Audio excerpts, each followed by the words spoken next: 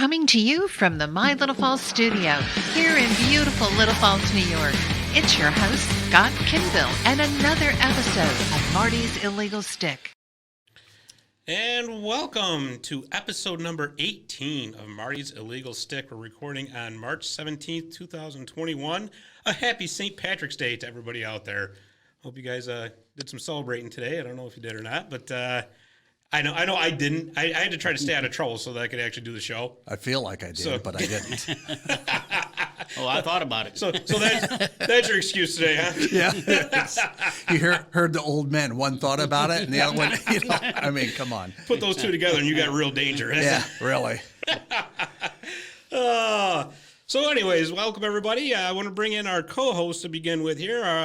The one, the only, Mr. Leo Kinville. How you doing, Dad? How are you there, son? And happy St. Patrick's Day to you. I'm French and Dutch, but I still like to drink green beer. So. And there's nothing wrong with that. No, not at all. Matter of fact, I had a young lady today give me green hair because she know I'm bald. She really did. She gave me a green wig. I never really thought about it. We should have had you bring that in since we're video recording. Oh, my God. I didn't think about that. You know? Yeah. Oh, jeez. Oh, and our producer, Mr. Dave the Save Warner. What's going on, pal? Not much. How you doing? I'm not bad. You know, if he wouldn't wear the wig, I'm sure you would have, right? No. Well, Don't forget, he's bald, too. but I got my hat on. I'm good. I have hair. Well, we should have brought some hair color then for you. Yeah, that would have worked. Oh, and joining us a little bit later on will be our other co-host, the Emmy Award-winning Rich Masucci. You know, that job with Rich is becoming a real problem for this show. It's really interfering with the show. I tell you, I don't know who the guy thinks he is making money, but no, in all seriousness, he had to work a little bit late, and he will be joining us for the second segment. So without further ado, I want to bring in our guest this week. This guy was on a few weeks back to talk about the New York Rangers, and I tell you, this is a guy who wears many, many hockey hats. Very knowledgeable of the Utica College men's hockey program. You could say an insider, really. So I'm going to bring him in right now. Our friend, Mr. Jeremy Roberts. Jeremy, how you doing? Good. How are you? Oh, not too bad. Not too bad. Enjoying this fine St. Patrick's Day, are you? So far, so good. The weather finally broke, so. Yeah, right. You're not wearing a green wig, are you? No, I am not. He's got that hat on, can't you tell? Yeah. No, I can't. I can't see the screen. I'm not going to put him up there on the screen, I'm looking at him. He's looking good. Well, I got to tell you, just so everybody knows, we're doing the video segment today. And Dave put this screen up behind me because I had this habit the first time of looking back at the screen and looking away from the camera. Yeah, so and moving away from the mic, Jeremy. Yeah. Jeremy. So you know what? Jeremy. Oh, there you go. Now you got a new nickname. Fine Irish name. It is. There you go. Oh, Jeremy. There you go. I like it. Yeah. Well, I'm Dave the Save, so you're Jeremy. Yeah. Right. Deal with it. Jeez. So. Anyways, so let's talk a little Utica College Pioneers men's hockey. Okay. So far, they're 3-1 on the season. Of course, this has been an abbreviated season. Yeah. Unfortunately, we couldn't get the whole thing in. But so, what are you seeing so far from the team? It's nice to see the guys back. There are a few players that opted out, a few players that weren't able to come back because they were overseas. But they've acclimated pretty well. They get to play their UCHC playoffs and championships, but they're not able to go to the NCAAs. I think those have been postponed just for D3 and due to the COVID reasons. But they're looking pretty good. They had a little bit of a hiccup due to COVID protocol a few weeks ago versus Elmira. Right. But that game's going to be rescheduled, and I think it's going to be picked up, I believe, this Tuesday, a week from Tuesday. Tuesday night, right? Yeah. Yeah. And that's actually going to be in Elmira, isn't it? Yeah, it's back in Elmira. They're not going to pick it back up at the Odd, which is too bad. But kind of strange, right now we got I believe we have a 5-2 lead on them going into the third. So right, because when that game was suspended, they had already completed the second period. Is that correct? Correct. Yeah, they had one of their pool tests came back positive right at the start of the third or in between at the end of the second. So they immediately, the athletic director postponed the game and called it off, which was too bad. Right. So when you say a pool test, what's that referring to? Is that did they all be are they all tested before the game, or is it like a random? They all have to be. They are all tested before their games. They're also tested throughout the week. Okay. I don't know how it came back positive on a Saturday when they played that Friday night, but I mean that's how COVID works. One minute you're fine, the next minute you're positive. So talking to coach, it was a positive test, so they did catch it. It wasn't a false positive like many of us thought. But the team's doing well. They're back on the ice, and they're getting ready to go. Yeah, I mean, and that's got to be so tough, you know. I mean, being almost 2/3 of the way through the game, and all of a sudden, hey, by the way, guys, we're not going back out. Yeah, it was frustrating. Needless to say, for the staff and the players. I mean, I was watching it, obviously, streaming on the Utica College website. So they went in at the end of the second, and we just kept waiting and kept waiting and kept waiting, and we didn't know what was going on. The report didn't come out right away. We were only, there were a lot of speculations, but obviously sometimes you just kind of start narrowing it down of what possibly could have happened, and Right. it was the lovely beast of COVID. Yeah, well, and that's just it. But I guess the fortunate thing is it doesn't seem like it got through the rest of the team. No, it didn't. It only stayed with one player. They obviously hunkered down. Coach has got the boys buying into the system of, stay away from people. Obviously, go to class, mask up. Sure. As long as the kids buy into it, which the boys have. They bought into it pretty well. They're not I mean, it's too bad because they are a very public team. They help out in the community very much. But I mean, obviously this year with the teddy bear toss was a weird one. Other things throughout the community, they do like the bookmobile too and all that, right? Yeah. So I mean, they did their own way. I mean, it worked. Hopefully, we won't have to do this again. But obviously, they still got out there and they did their thing. Yeah, and that's all you can ask for, I mean, and that's a really good thing. Yeah. So about how many players were they short then? Because I know you just mentioned about some of the players that couldn't make it back from Europe, and then there was a few others that opted out. So Yeah, they had, I believe, right around 22 to 25 skaters, I believe they had come back. They really didn't have, I believe at one point they were down. Now they have an injury right now that one of the boys is out for the season. And I believe that that would be Eric Holland. Mm-hmm. So he's done for the season, which kind of hurts the rest of the roster. But I believe they don't have many more guys scratched healthy. So due to the pandemic, they did what they could. They got the team that they had, and they're moving on. They're trying to stay as healthy as possible. Obviously, hockey is a rugged, tough sport.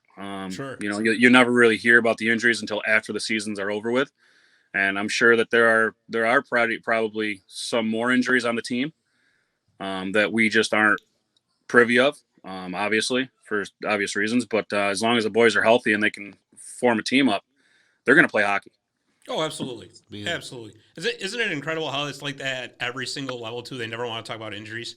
Oh, People get so frustrated with like the NHL. It's like, well, it's an upper body injury or it's a lower body injury. They don't, and you don't find out about it until like after the playoffs are over and all that. Right. And then you find out they're in surgery and they're going to be out for like 6 weeks, and it's like, wait, what? Yeah. This guy was playing the whole time. Yeah, exactly. Like Tyler Seguin playing the playoffs last year. That's why I love the sport. That's why the sport's great. Like it's a hidden. They don't let it get out. I mean, I get it, but you really see what these guys go through between the injuries that they're battling. Sure. And seeing the surgeries afterwards of what they're going to be having surgery on. So. Yeah, and you're right. I mean, it's absolutely just incredible the amount of pain that they'll play through too. Oh yeah. Yeah. It really is. So tell me, is there any particular standout players that have caught your eye so far? Brett Everson is a great player this year. Connor Landrigan is coming out. Yeah, 'cause Everson's leading the team in scoring, isn't he? Everson is leading the team in scoring. You got Dante. Can't think of his name off the top of my last name off the top of my head. But he was a freshman, I believe, last year, and he's picked right back up, pretty much right where he left off. He's not having that sophomore slump. He's come on strong. And then you got the goaltenders that are, there was a big hole to replace with Gianluca Baguetta, and Sure. I mean, the goalies that they have now have stepped in and they're playing a role. They're keeping them in it, and it was a little bit of a different feel. They weren't used to taking that starting role, but they've stuck it in there and they've hung in and they've done a great job. They have. They really have. And with everything that they've had to go through, just hats off to them for putting in the effort to get the season, what they could in, and for, Absolutely. Just for the great things they're doing. So when you do see Coach Heenan, tell him we said hi and great job, and we just love him in the booth for the Comets games too.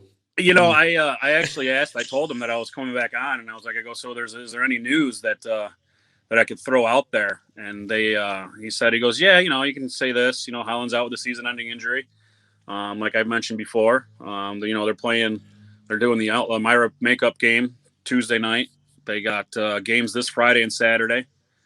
And then they got the Lebanon Valley game that's a makeup from earlier in the season on Wednesday night. So, I mean, they got a pretty busy week coming up. I mean, they got Friday, Saturday, and then they're in Elmira on Tuesday, and then they're playing again on Wednesday. So, I mean, they're picking right back up right where they left off. And, the COVID thing, it hurt them, but they're ready to go. It happens. I mean, it's unfortunate too. But they finished up the regular season March 27th in Newman, I believe. So those last three games are all on the road. I mean, they're back to back, the 23rd and the 24th.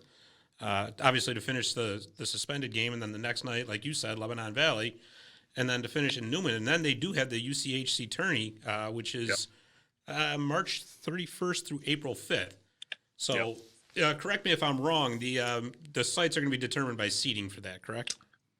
I that's believe what the website said. Yeah, I believe that's what they're going to go with. It's kind of like how they always do it. I don't think they're really going to change it that much due to the COVID pandemic. I mean, I don't think they really can. I mean, the teams that bought in and played, they're doing a very, very good job. They're getting their testing done. They're doing all the protocols that they got to go through the state and NCAA. So they're doing very well with everything. So I don't think they're really going to change the tournament too much. Right, and it's just like you said, it's a shame that they can't have the NCAA tournament. But I guess it is what it is. Well, that's the good thing is that that's coming to Utica in a few years. Right. So I mean, it's a bad thing. It's a bad thing not to have it, but you know what? It's probably, I'm as long as it's not coming to Utica this year, I don't really care about it. Right. Exactly. I got two questions for him. Okay. Jeremy, Yep. I think you said earlier, I just want to make sure that there is going to be no NCAA tournament this year for the Pioneers. I believe that they're not going to be running it. They did call that off. I don't know if they've changed their minds. Okay. But from last report that I've heard is that they weren't really going to be running them. Okay, and what about fans? No fans. Okay, that's no fans. Nuts. It's a weird. It's weird. I wanted to go see a game or two, but not. I know. And everybody's asking because my son, we moved on from the New Hartford Youth Hockey Association. We moved into the Utica Comet organization, and having them playing the odd, I'm allowed in. Other people are allowed in. There are spectators in the building. I don't know if it's a league level where obviously they're kids. So obviously it's a little different, they can't get to the arena themselves. But I was hoping that, since I was at the odd and, watching my son play, I was hoping that we were going to be able to get in for a Utica College game or even a Comets game this year, but I don't think that's going to be happening. I don't think it's going to happen in Comets level either, but a friend of mine who's a off-ice official for the Comets has season tickets with the Pioneers, and every year he gives me his seats for a couple of games, and I guess now I can't call him. Well, you can call him. He's Yeah, not you your can call friend him. unless He's not, what a nice guy, right? no, he's Well, not my friend no. unless I get tickets. Yeah, I can't help me out this year. I'll call you next year. Don't worry about it. Yeah, it's a different look for the Odd right now. You know, if you look at the NHL game, they got the advertisements behind the benches, those sheets that are over the seats, and the Odd's done the same thing. They've taken down the glass, like Scotty, you know. Yep. We play in the Odd on Sunday nights in our bar league, and you know, the glass behind the benches is taken down. So you know, it's a different atmosphere. And you know, talking to some of the boys from Utica College and even Coach Heenan, you know, asking him what's it like playing with no fans. He goes, you know, it's extremely odd to get the juice going, to feel that momentum night after night when they play. It's just a different feeling. You know, Jerry, maybe that's what's wrong with our team. Maybe we just need fans there. yeah. That or less beer. Yeah. Well, no, let's not get carried away. Come on. We may need more beer. I think at this point, I think we need more beer. Scott, I'll watch you play. Never mind. Well, never mind. You're right. Listen, Rich joined us here, so he's right here. It looks like he's walking through a parking lot or something. What are you doing, Rich? Bar, like we all should be doing. Yeah. Yeah. All right. Well, we'll catch up with him in just a second. Yep. We'll let him get settled in because you know he's an Emmy Award winner. We got to let him get into his groove. So. I see. All right. We'll wait on the rat. Yeah, exactly, right? Just remember who said that, Rich. So just real quick, Jerry, I want to touch on, you said that your son, had moved over to the Utica Comets, or the Utica Junior Comets organization. So what exactly, just so our listeners can get an idea, what is the difference there with the Junior Comets as opposed to the New Hartford youth? You're looking at a tier one level with the Utica Comets youth organization compared to like a tier 2 of the New Hartford youth hockey or Whitestown or Clinton youth associations like that. I guess the difference is obviously there's a lot more travel. Oh, sure. I mean, we are in we're going out to Pennsylvania for just a day on Saturday. 2 games just out in Wilkes-Barre and coming back. Wow. Tier 1, it's a little bit higher competition. Is it? I don't know.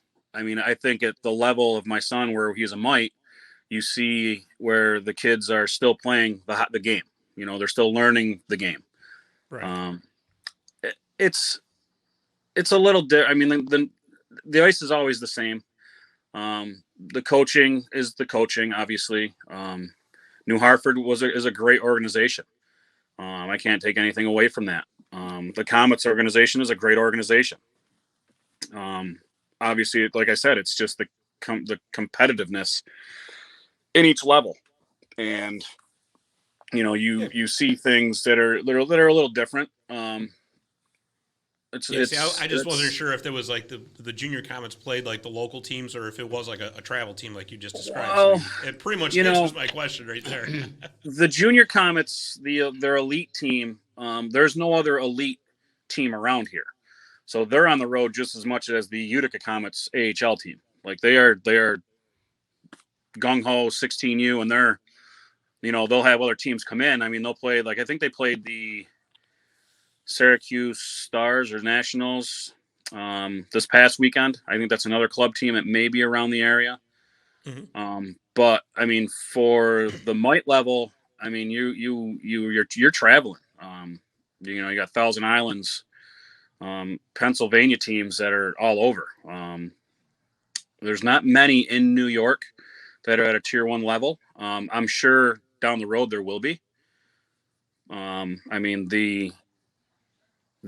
now the youth program is taken off within Utica, and having the Nexus Center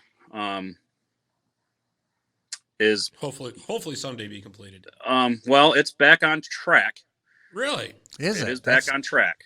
Oh, wow, that's great news. That's news because last it was tied up in legal, right? Yes. It is. It's let's just say the train has been placed back on the tracks. It hasn't been started yet, but the train is it's on the tracks. Boy, that's really good news. Yeah, Yes, it is. So, I mean, even if it hasn't started, that's still just a step in the right direction anyway. right, absolutely. Because there was real absolutely. concern that was just going to be scrapped Yeah. and Well, be that, done. you know, you look at the beams; they're all just rusting away. Sure. You know, Yeah. it was depressing. Sure. Yeah, I mean it's looking promising, and that's the only word that I've gotten out of it. That's all I've heard from it. Good. But at least it's on the track of heading in the direction of being completed again, which is going to be huge for the area again. You got the Utica Comets AHL squad, and then you got the Junior Comets Elite squad, and then you got Utica College men's and women's. That's a lot of ice time for one arena. Oh, absolutely.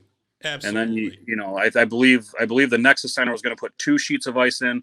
So I mean that's going to free up some space for these local youth organizations or even club teams. So Sure. it'll help out. Nothing but a positive. I don't think they could have let it go though. With the new hospital and Yeah, you can't put all that money into a new hospital and have that just sitting there like that. Yeah, It's have an something eyesore. like- Yeah, yeah. You can't do Yeah. that. Well, very good. That's that's very unexpected because that's the first I'm hearing of that. That's breaking news here on Marty's Illegal Stick. I love it. I haven't even read that in the paper, See, Nope, now, it's not. There you go. and I am the paper. Wait a Exactly. minute. So, Yeah, I'm it's so it's, confused. it's like I said, it's looking promising. It's not completely back in the dark again. It's hopefully going to get some momentum, and we'll start seeing some action around that all over again pretty soon. very we'll, good. we'll quote Jeremy in the story. Yeah. So listen, I think we'll wrap this up with one big question here for you. I mean, I know like this year and since March, everything's been turned upside down. We all know that. But is there been anything positive that has come out of this that maybe can be incorporated for future seasons or anything at all? Positive? Yeah, like I mean, I'm just trying to find a silver lining here. Like, let me ask you this: like, so, like, I know some parents like they are able to watch via the live barn. Yeah. Was that a thing before the pandemic hit, or is that? It was. Obviously, this year the stock has risen immensely. Right. It's a great feature. A lot of the arenas that my son plays in have it. Not every arena has it as of yet, but now due to this, a lot of the arenas are going that route.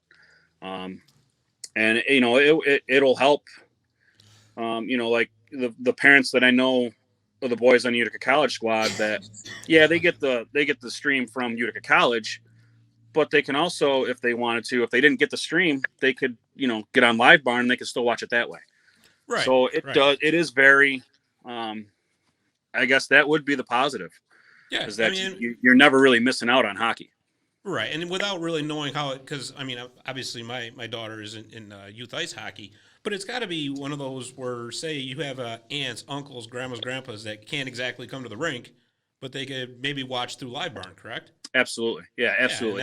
Yeah, some of these arenas now they'll have their little advertisement on their door, and they'll put in their hockey code, and you can get like 20 or 15% off once you download the actual app or get into the actual system, which is nice because it gives you different. It almost gives you like an on ice perspective of what's going on. Right. And just so that everybody understands, the Live Barn is just basically almost the youth games or whatever they're covering being available to watch through the app. Because that's kind of. I guess we should have explained that first of all, but no, that's great. I appreciate all the insider information. And like I said, by all means, tell Coach Heenan we said hi. Absolutely. And like I said, good luck to the boys the rest of the way. I'm sure they're going to do just great. So we already talked. You're going to stick around for the rest of the show to partake in the rest of this St. Patrick's Day fun, I assume, right? Yes, I am.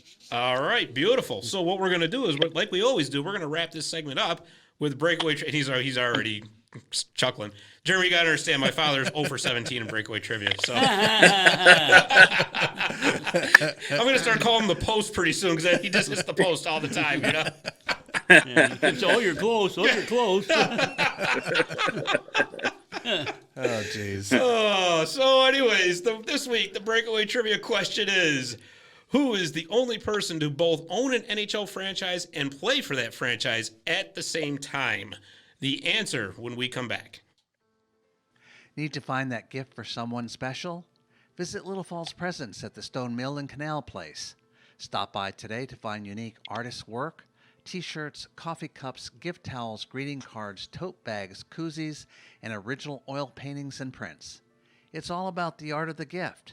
For more information, visit mylittlefalls.com/shop or call 315-508-5310 for details.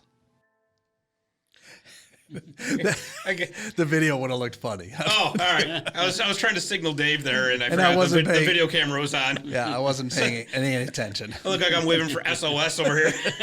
Well, I was wondering what you were doing. Yeah. Looks like you were doing the old money sign of just like, slapping your hand on You ought to the have been here. Oh, good.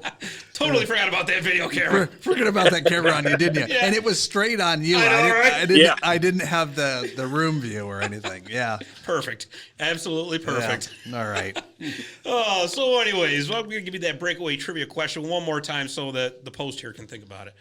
All right. Who is the only person to both own an NHL franchise and play for that franchise at the same time? All right, Dad, I'll give you the first shot. Again? Yeah.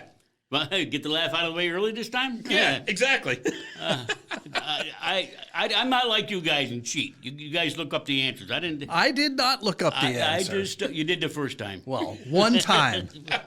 But there's video cameras on him now. He can't cheat anymore. I know. The only one, Scott, I have no idea. But I said Emile Francis. Nope. Here we go. Over 18. Yeah, we're The good. streak continues. I didn't expect to win another one. Jerry, you got a guess? Mario? Wow. See that? No. He comes on first shot. He's at hockey all day long. But wait a minute. Wow. And I bet your Rich is over there just fuming because Mario Lemieux? Yeah. Wait, he's pointing to something. What is this, Rich? Oh, he's got a. What is that? A puck? It's so Ooh. Hold on, so we have a little technical difficulties here. On him, he's moving around. Okay. Hold still there, Rich, and say, what did you say? That it's an autographed Mario Lemieux puck. Wow. see, it is Wow. Mario. I was right. Look at that. It is. He was Jeremy right. gets it on the I'm first one for shot. two. I'm 1 for 2. Wow. So we got the post and we got red light. This is great. And we want to welcome into the show the Emmy Award-winning Rich Masucci. Rich, how you been, buddy? The cucumber. The cucumber. That's right. We did talk about this. The charcuterie cucumber from last week. Oh yeah. That's right. Yes. Step up my intro. So Okay, I'm sorry. The Emmy Award-winning charcuterie cucumber. My apologies. You got to be able to say that word. No, that's Charcuterie. Oh. So, anyways, let's get Don't ask me. I'm over 18. yeah, right. Don't worry, there's always next week. So let's get started with hot takes. Just today, today's Wednesday. We're recording on a Wednesday. The Buffalo Sabres have fired head coach Ralph Krueger. The Sabres have lost 12 games in a row and have not made the playoffs since 2011, which is the longest playoff drought in the NHL. Assistant coach Don Granato will take over as interim coach. There's been no decision on who's going to take over permanently. So Rich, what do you think about this news? Rich, he's doing this because I've got the jersey on. That's why. I've got the Sabres jersey on. That's why he's doing this. You to get me. to lead off. Yeah. not anybody who's shocked by this is this is not shocking at all. No. You take on a 12-game skid, and last night they played New Jersey, who was also there. That's an abysmal team too, and I think we all knew that whoever lost that game for some real problems. So it's not a shocker at all that he's gone. But you look at that organization, and I got to say, I mean, Jack Eichel, that's a very talented player, and how many? This is what he's going into like his fourth coach now. Fourth or fifth, yeah. I mean, it's crazy. There's no consistency on this team. And that's probably one of the main reasons why they're just so bad. Jeff Skinner brought nothing. Right. He just Didn't scored his I- first goal recently. Yeah, finally. Taylor isn't Didn't really. Eichel just get hurt? No, Well, Taylor yeah, Hall Eichel just is took done a for a puck to the while, face. Taylor Hall, but he hasn't really lived up. I don't think a lot of the expectation. I mean, I agree. probably wishes he'd wake up from the nightmare and end up back in Minnesota. I mean, they're just not a good team. I last week I called Columbus the dumpster fire. I'd like to.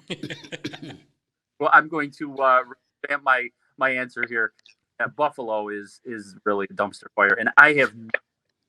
So wait a minute. You're saying that you're going to go to Columbus, pry your Marty out of Torts' hands, and give it to the Sabres? No, listen, I knew they were bad. Yeah, they're really really bad. Yeah, and it really is too bad. Jeremy, you got any thoughts on it? Just piggybacking on what he said, it's a dumpster fire there. They can't get any chemistry. Eichel wants out. I mean, Eichel's made it known that he's not happy there. It's a team that has put together a good roster of names. I mean, you got Okposo there, you got Eichel there, you got Hall there. Some of the guys are, and then you got Dahlin. Dahlin's a young defenseman that was phenomenal, and that team's just never made it over anything. I mean, losing 12 games in a row is huge. I mean, you're hearing more about Buffalo losing 12 games than you heard the Islanders winning 9 games in a row. Sure. And that's just. I mean, that's the battle of the beast right there. That's how it works. I mean, when you're good, you're good, but when you're really bad, everybody sees it. Right. And the hits just kept on coming with Taylor Hall taking a puck to the face last night, and who knows how long he's out for. No, he came back to the game. Oh, did he come back in? Yeah, I couldn't believe that either. Because I you know what? I mean, I kind of kept a slight eye on that game last night, but it was going to be a blowout early. I'm like, nah. I go, this is this is like watching a train wreck. I don't want to watch this. Well, something had to give. I mean, you had the Devils that aren't that well right now either. Right. And I mean, Buffalo's just. They're not good. They're not good at all. Yeah, I mean, but he did, because I had turned the channel by then. He did come back in the game. It's just incredible. Yeah, that's probably the most uplifting story that Buffalo probably could hear right now. Right, but here's the thing too. I mean, there's just so many things wrong on so many different levels. You mentioned those Okposo and Skinner contracts are just horrible, and I don't know how they're going to get rid of those. But to add fuel to the fire. Like you said, I'm sure Eichel he hasn't come out and publicly said it, but darn well that he's not happy at all. No. No. But the thing is, too, how many more times are you going to try to placate Jack Eichel? By firing coach after coach after coach, I mean, granted, Ralph Krueger, I'm sorry, was not the guy to begin with. I mean, look at the talent he had in Edmonton. He had Connor McDavid. He had Leon Draisaitl. Yeah. And it was the same thing. As nice as of a guy he is and as great of a guy as he is, you got to, at some point, you got to say, well, guess what? The nice guy doesn't always finish, first. Exactly. So with that said, now the Sabres only have 5 picks in this upcoming draft, too. So if you're going to start rebuilding, that is not the way to do it. No. So I would guess that Taylor Hall is going to get traded at the deadline. Who knows who else is going to go at that point, too. I don't know. I mean, there's actually been rumors about Dahlin maybe even possibly getting moved on. It's going to cost a boatload for whoever wants him. But I'll tell you, whoever would pick him up, I think, is going to be pleasantly surprised because right now he's just getting ruined. To be perfectly honest with you. Yeah, I mean, I love the rumors coming out when Eichel was being rumored for the Rangers. I don't know who the Rangers would end up giving away. I mean, that could be. I mean, you got Buchnevich on the. You just made the Post very happy with that. By the way. I've been saying that all along. I knew I would be. Oh my God. But it's like, who are they gonna remove from the Rangers? I mean, you got Buchnevich that could be on the block. I mean, you look at the oldest player and the longest tenured Ranger there. It's Kreider. I don't want him to go. I mean, I don't know many people that want him to go, but I mean, you look at you take Kreider away from that and you add in an Eichel. I mean, you got your centerman, and it may help him, but I mean, it's one of those things that what's the cost to actually take Eichel onto your team? Who you losing? Well, it's already been said too that a starting point to start the conversation would have to include either Capel Kako or let's say Lafreniere. That's just a start. And that's the problem with Jack Eichel is that's not happening because I mean they just drafted those two in the last 2 years. And not only that, so, I mean, he's making $10 million a year. Yeah. So there's only a few teams that can take that contract on. Right. So interesting times for sure. Cash. Give him cash. Well, listen, if there's one thing that the Pagulas don't need, it's cash. That's all. Well, Right. I just we need a good centerman, and I think he would fit right in. But don't get rid of his players like Rich said. But give him cash. Well, maybe the Penguins will trade Crosby to the Buffalo for Eichel. What do you think, Rich? Send Crosby anywhere. Send him to the Kings. We're not here. That was actually part of the rumor too. Eichel going to the Kings. Yeah, we're not hearing you, Rich. Yeah. Hear me now? Seems like when you move a little bit away from the mic, we lose you. So get a little closer. Like this? Yeah, actually, that worked. All right. So moving on from the Sabres, I'm going to go to the. He was trying to talk. Oh, I'm sorry. Go ahead, Rich. I was just going to say one last stat on that. 8 goals for Buffalo. If you're talking, well, that's last in the league.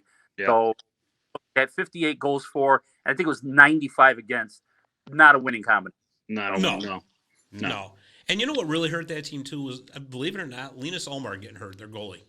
Mm-hmm. Oh He yeah. was actually solid for them. And once he got hurt, it was just like the floodgates opened. Yeah. But overall, you got to feel sorry for the fans out there because Buffalo is, I've said it a million times and I'll say it a million times again, Buffalo is just a fantastic hockey city, and they really do deserve to have a decent team there. But, well, anyways, moving right along, Artemi Panarin is back for the New York Rangers, and he looks like he hasn't missed a beat. No. So I got a question for you Rangers fans, though. Now, if the Rangers do not make the playoffs, I think they're, 6 points out right now, right? If they don't make the playoffs this season, does Coach David Quinn join Ralph Krueger in the unemployment line? No. Don't think so? No. They're the youngest team in the league. I read it. Yes, exactly right. And I already read that where Davidson and the other guy there said no, that's not going to happen. Well, the only reason they're I going to give asked, another year. it's all over the rumor mill. That's Yeah. Because, I mean, listen, they're if the it's youngest. on Twitter, it's true. They're the youngest team in the league, and it's not that they're a bad team. They got to get chemistry. Sure. Obviously, Zibanejad is not having the year that he left off on, and he knows that. But he's still a penalty killer. He's still a part of that team, and he kills penalties very well. But he's not scoring. But it's coming, and the chemistry that's there that they got to learn. They got to learn each other. Like I said, it's the youngest team in the league, and having Kreider being the oldest Ranger, and he's not even 30. Right. I mean, you got to wait. You got to give it some time. I mean, they're boys. They're boys playing in a very large, professional, manly pond, and you can't take that away from. You can't blame it all on the coach. You see things that work some nights. Some things work some nights, and then they'll try to do it the same way. I mean, they came out the other night where they lost the heartbreaker. They didn't skate for 2 days, and it showed in the first period. But that second period, they came right back out, and they were on fire. They did lose, but, look who they lost to. Well, it doesn't help that Shesterkin's out either. Well, but you know what? And I think what, kind of bolsters that whole, they should fire Quinn argument is, and not bolsters the wrong word, adds fuel to the fire, I guess, is the fact that they came in with so many expectations after they got Lafreniere number 1 overall. They got Kaapo Kakko last year. The problem is that people think that just because you have a number 1 or a number 2 pick, that these kids are going to come into the league and score 30 goals right off the bat in the first season. It doesn't work that way, No. It just doesn't happen. You come in with every number 1 pick is a Connor McDavid. Number 1 pick and number 2 pick in the respective years, and that's not only putting, pressure on them, but it's also putting a bullseye on them because everybody knows in the league that, all right, well, you're supposed to be doing this. We're going to hit you and see how you like it in the NHL. Right. Obviously last year, Kaapo Kakko did not like that. No. Having him play in Europe, that's a different style. They're not very physical. It's all up and down and very finesse. Lafreniere understands the North American hockey. He's kind of fit in a little bit quicker than Kaapo Kakko has, and you can see it. But now you see Kakko elevating his game, and you see him able to do that and adjust to more physicality, and that's what me as a Ranger fan has been waiting for. You know, hindsight's 2020, but I'm telling you, and I said this last year too, and people just looked at me like I had three heads. But Capo Caco really should have spent his first season in the AHL. I don't care what anybody says, just to get used to the North American game. I mean, he did get thrown to the wolves. Oh yeah, well absolutely. You know, he did. I think it's just coming over from Europe. They got that bigger ice sheet. It's 200 by 100 as opposed to 200 by 85 feet here. And people, it's only 15 feet. Well, that makes a huge difference. Oh, absolutely. When you got that much more room to work with, you know. Absolutely. And, you can see it. He wasn't sure of where to be, how to be, what to expect. I mean, he if you watch him on certain nights, he really didn't protect himself too well. And it showed. I mean, he would get banged all the time, and he kind of looked for a penalty, and the refs were like, yeah, play on. They didn't care about him. Well, he does look a little bit better this year, so that's always a step in the right direction. Yes. And now we're going to talk about your arch rivals there, Rich and Jeremy. Alex Ovechkin scored career goal number 718 Tuesday night to pass Phil Esposito for the sixth place all-time in the NHL goal scored list. Up next is Marcel Dion at 731 and Brett Hall at 741. Most likely he can catch Dion this year, maybe even Hall. But the question for all three of you guys is, will Alex Ovechkin break Wayne Gretzky's all-time goal scored record of 894? No way. No. Not a shot. He's slowing down. He's not. He's not that same player. It's unanimous. I know. I can't believe we've got a perfectly aligned agreement here. This is unbelievable. Because I got to say no either. I mean, granted, he was kind of robbed by not playing at all in 2004-05 with the lockout season there. And then you had the work stoppages in 13. Obviously, the COVID situations now.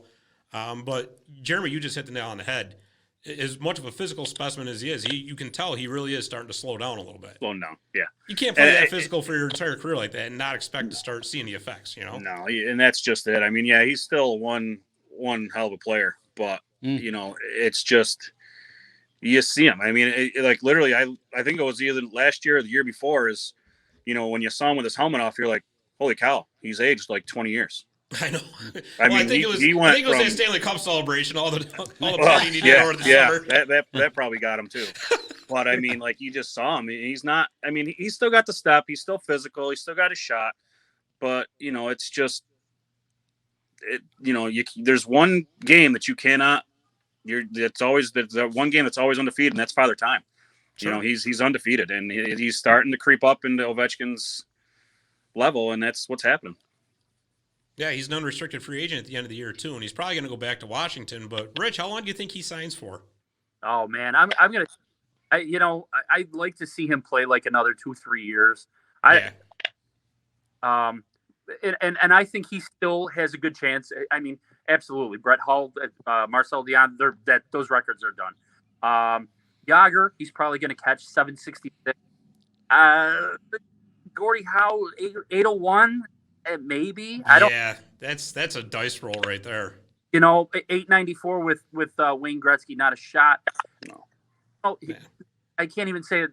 Any better. I mean, you're breaking down. That's the natural progression. Sure. He's had great productivity. Showed that he's very durable over his career. But like you were saying, in the game of life, Father Time is undefeated. So it's what are you going to do? He's guaranteed first-time Hall of Famer, no doubt about it. Right. Oh, yeah. No doubt. No doubt. Right. All right. Yeah, I mean, how do you keep him out of the Hall of Fame? There's no way, right? I mean, unless he all of a sudden takes what Yager's drinking or eating, because I mean, he's still playing at a high level. But I mean, I don't see it happening in the NHL. Maybe he's got to go over. If he goes over to Europe, I mean, I don't know. Well, I'll tell you what, Jeremy. If he takes what Yager's drinking, I just hope he gets the flow that Jaromir Jagr's got. That's all I got to say. I can't believe he's still on the ice and playing I know, right? He's at. I just want to touch on a couple of news items we didn't get to last week. So welcome back to the NHL, Daryl Sutter. The Flames are undefeated since he took over behind the bench last week, and they are now only 2 points out of a playoff spot in the NHL North Division. What do you think, guys? Can he get them in? Absolutely. Maybe. Yeah, maybe. Maybe. What do you think, Rich? Got a shot. I mean, they're on like a 3-game win streak, right? Yeah. I mean, possible. I like him as a coach. bad So rap. did I. Yeah. Oh, you did.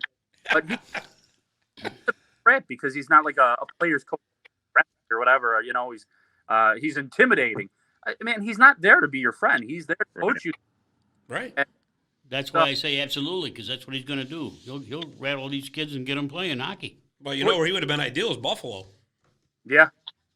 Oh, yeah. But Well, he did say when he came back. I think Buffalo may be full of a little bit of a prima donna as well. I mean, I don't think they're just not, like you said, one is not, they're not a good team, but you also got to realize that are they out individually, or are they there together? Right. And you don't really see them clicking together. So I mean, if you brought Sutter into that system, it might be that dumpster fire may go on to a full-on barn fire. So, or it could have the Torts effect that he had. That's the other problem. Well, yeah, but Torts turned them into, they got them through the first round against Tampa Bay a couple of years ago. See, guys like Sutter and Torts, they have basically short shelf lives, right? Because the message gets through for the first year or two because they're the taskmasters, right? And they get what they want. Like you said, I mean, they basically scare the hell out of the players, really. Right.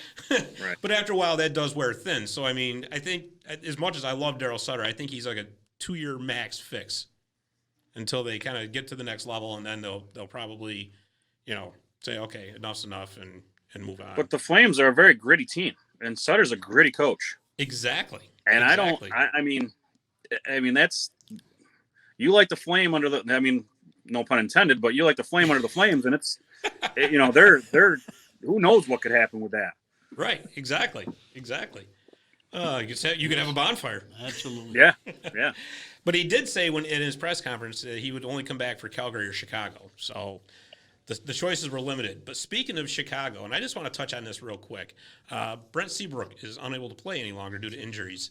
He has 3 seasons left on his contract at $6.875 million per season. Since he did not officially retire, the Hawks will be able to put that contract on LTIR for the remainder of it. This is kind of another one of those how the cap gymnastics around LTIR and everything else work. And to be perfectly honest with you, this is why I say they just need to fix that whole system, really. Because the idea behind the LTIR was for, okay, if a guy's going to be out for 8 to 10 weeks or something like that, put him on the LTIR so it's not counting against your cap. It really wasn't designed to have a contract put on there for 4 or 5 years, right? And I'm not blaming the Hawks for doing it, because if you can get around it, why wouldn't you, right? But the whole gist of it is he said that he's not officially retiring, because if he were to, quote unquote, retire, that means now the Hawks are held liable for the cap hit, because that's how all that works, right? So, but if he's like, I just can't play anymore, then they put him on LTIR, and then they can go above that $6.875 million on the cap. So my point out of all that is, you know what, just take that out. If a guy retires, he retires, and that's it. That was the same thing with Hossa, wasn't it? Wasn't that what they did? Yeah, yeah, because he became allergic to his gear. Yeah, he can't wear his gear. Yeah. Okay. Sounds like a jockey short problem, not his gear. Or maybe it was his gear. Jockey. Hey, Fast acting, acting, right? Listen, Dad, I was able to get that across without saying that.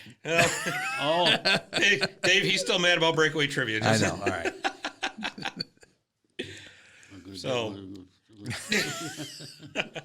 So yeah, what do you think about that, Rich? Is that reasonable to think that maybe they need to adjust that a little bit? Yeah, I think so. I mean, I'm like you in the way that I never really agreed with like what you call it, the salary cap gymnastics. Mm-hmm. But I mean, if somebody can get around it, yeah, I guess do it, but it's not right. You're right. If somebody's retiring, let them be gone. If they're not, get them on the ice. That's how I've always looked at it. Right. And speaking, is he still under contract? Is that what's going on here, or no? Was that Seabrook? No. Hossa, wasn't he? Hossa. I think this is the last year of it, because they traded the contract to Arizona, right? So that Arizona could get to the cap floor, and then it all backfired on them because then they needed players they had to resign, and now they're right up against the cap. Last time Hossa played 3 years ago. Yeah, something like that. But maybe that's not why, or that's why I'm not a GM. I don't know. Well, it was meant to be a deterrent against signing older players to these ridiculously long contracts that they know they're never going to finish out.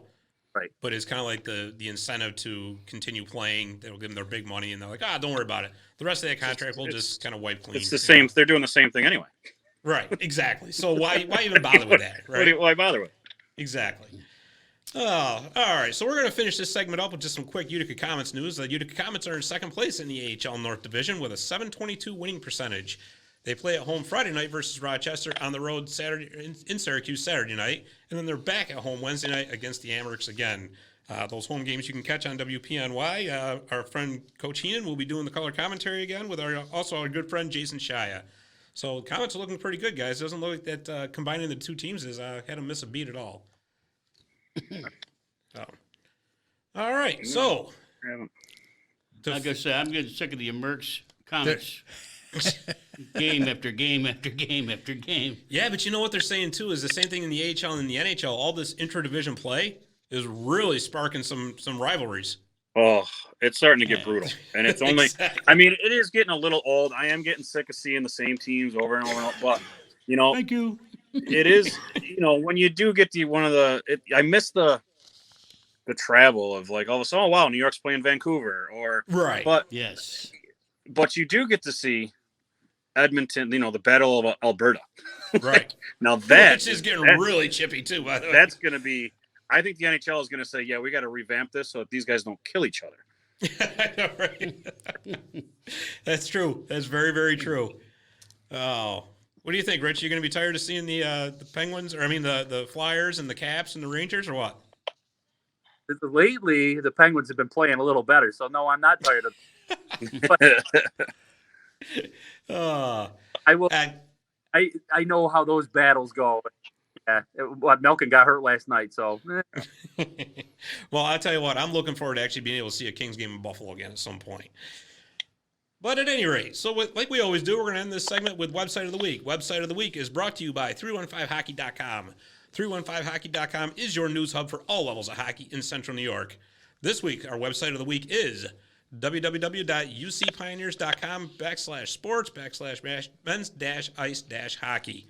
I went through all that because, like Jeremy was saying earlier, you can actually live stream the games. So the remaining games that we talked about, you can actually watch them on that website. So give our Pioneers some support and check them out on the website I just listed. The easiest way, Scotty, you can go to the website, but if you follow the UC men's hockey team on Twitter, they'll put that website right up and it'll just be a portal shot. Oh, really? Oh, yeah. There you go. That shows you how technologically involved I am. That's why you're not You should have sitting. seen the look on Dave's face right there.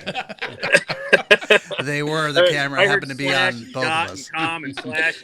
I'm going, Twitter.com is easier. And then just follow that.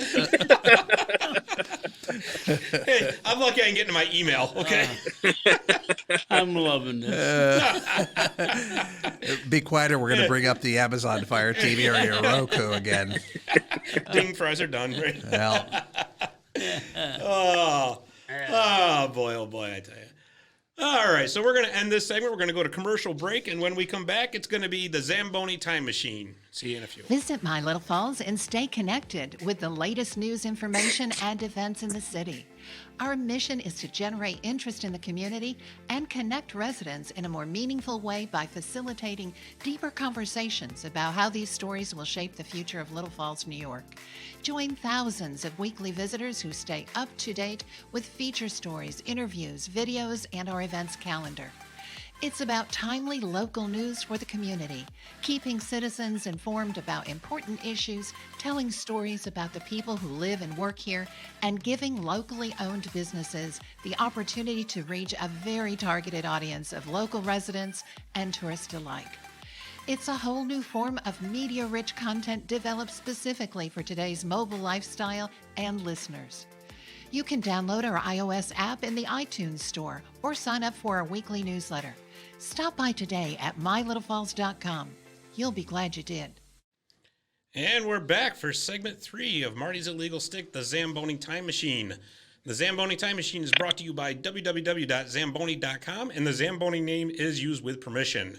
Excuse me. This week, the Zamboni Time Machine takes us back to February 19th, 1960, and the start of the Winter Olympic Games in Squaw Valley, California. This Olympic Games would be the site of the first Miracle on Ice, as the United States would win its first Olympic gold medal in ice hockey. Much like the 1980 Miracle on Ice team, this team was not expected to be anywhere near contention for a gold medal. Made up entirely of amateur players, the 1960 team was captained by 31-year-old Jack Corain, I think I said that right, who made his living as a firefighter. Also on the team were brothers Bill and Roger Christian, who would later gain fame as the founders of the Christian Stick Company. Anyone who played the game in the 70s, 80s, or 90s is certainly familiar with these hockey sticks. Interestingly enough, the 1980 coach, Herb Brooks, was the last player cut from the team in the tryout stage. I thought that was really interesting when I saw that, to be honest with you. All right, so the games were played. Did you distract yourself? I did. Okay, all right. I was trying to scroll the screen. Well, this show went off the rails. I tell you. Jeez. All right. So the games were played at the semi-open Blith Arena, which was 6,200 feet above sea level, and would also be the first time a Zamboni ice resurfacing machine would be used in an Olympic Games. The Soviet Union and Canada were heavy favorites to win it all, with Sweden and Czechoslovakia expected to contend as well. The USA beat Australia and Czechoslovakia to make it out of the preliminary round, and then they would stun the hockey world by beating, among others, the mighty Soviet Union and the Canadians to make it to the gold medal game to once again face the Czechs. This game, which started at 8 a.m., was a back-and-forth battle through the first two periods, and Team Czechoslovakia led 4-3 at the end of the second period. The following is a passage from the book 99 Stories of the Game by Wayne Gretzky. In the second intermission, a very strange thing happened. The captain of the Russian team, Nikolai Sogolyubov, I think I said that right too, came into the U.S. dressing room. This was just never done. He couldn't speak English, but kept putting his hand over his mouth. American Captain Jack Corain figured out what he was saying. He was telling them to take some oxygen to combat the 6,200 foot altitude at Squaw Valley. As a firefighter, it made sense to Corain. He said, "Okay, Sully, bring it in." And Sogolyubov rolled a tank into the room, and a few players tried it, end quote. This wasn't done as any great favor to the Americans. If Czechoslovakia won, the Soviet Union would finish in fourth place, whereas if the United States won, the Soviet Union would at least get the bronze medal. Regardless of the motive, it was a rare moment of cooperation between the U.S. and the USSR during the Cold War. Sogolyubov was onto something, as the United States would score 6 goals in the third period to rout the Czechs 9-4 to win its first gold medal. Unlike the grand medal ceremonies of today, only Captain Corain received a gold medal right after the game. The rest of the team found their medals on their beds in their bunk room. And that, my friends, concludes this week's trip on the Zamboni Time Machine. Pretty interesting. They're just getting high on oxygen. Yeah, I know, right? I hope they weren't tested after the game. Yeah. Woo, good stuff. That was cool. I never realized that. Could you imagine the look on the U.S. player's face when the Russian team captain was walking into their dressing room at second intermission? Doing this? Yeah. What does that mean? I wonder somebody didn't take him out with a stick. I know, right? Yeah, so you never know where your help's going to come from. That's true. It'd be very weird getting your medal on your bed later too, like the tooth fairy had been there or something. Yeah, it's like a chocolate under your pillow instead of a. I never even knew that existed. Yeah, that's. I always thought they just did medal ceremonies afterwards, and that was that. But that's nice. Well, at least I hope those guys knew that. Right after the game's over, they're all expecting their gold medals on the ice. They're like, "Wait a minute, how come he's getting his? Hey, where's mine?